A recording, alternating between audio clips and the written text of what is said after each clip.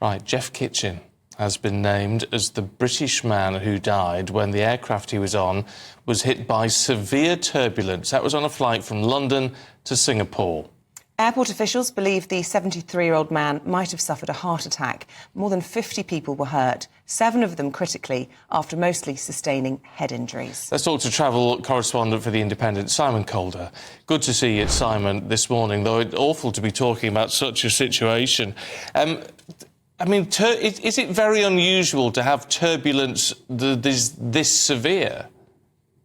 It certainly is. Now, turbulence, which can happen either because you're flying somewhere near some storm clouds or because you are simply in an area which suddenly has some very violent updrafts or downdrafts, is a very worrying phenomenon. It happens about twice a day on average, to the extent that a passenger will be injured. I'm speaking to you from Seoul in Korea, and on my flight over here, we're just passing over near Beijing in China, when suddenly the aircraft lurched. Now, because they weren't in the middle of the meal service or anything, there weren't people moving around, but even so, they had to appeal for medical people on board to treat a passenger who was injured.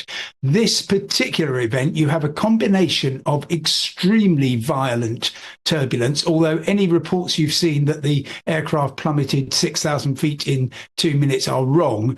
Yes, there was a lot of movement. Yes, it was extremely distressing, and so many injuries, as well as the sad loss of Mr. Kitchen.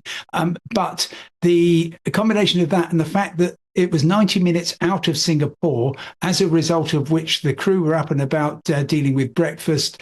People were getting up, going to use the washrooms and whatever, an awful lot of people there. So tragic circumstances. And, well, clearly it needs to be properly investigated to find out what the sequence of events were. And I think it could also lead possibly to some rather different ways of flying. I mean, you'll be aware that generally pilots might say, oh, keep your seatbelt loosely fastened while you're we advise you to do that when you're seated. And of course, when the seatbelt light actually goes on, you have to put your seatbelt on. But I think we could get to a point where it is absolutely normal, as with a car, to be wearing your seatbelt at all times, unless you are getting up and stretching your legs or going to the washroom or whatever, so that you would always assume that everybody is not going to be particularly harmed during severe turbulence, even though it is, of course, very, very distressing.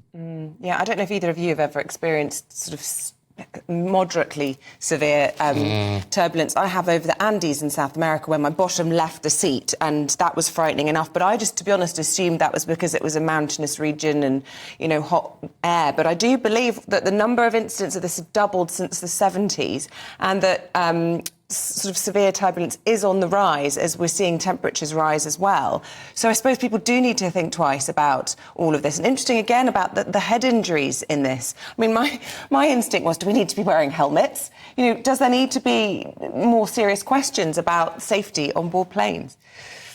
Well, no, I mean, a lot of the damage on those very shocking images that you've been showing to the ceilings and so on were caused by people flying out of their seats because the aircraft suddenly drops. People, inertia means that you stay where you are, which means that you're going to shoot upwards, which is partly why there's so much damage to that aircraft. But this is happening at a time when aviation has never been safer. Last year, there were no fatal accidents involving passenger jets in normal scheduled service.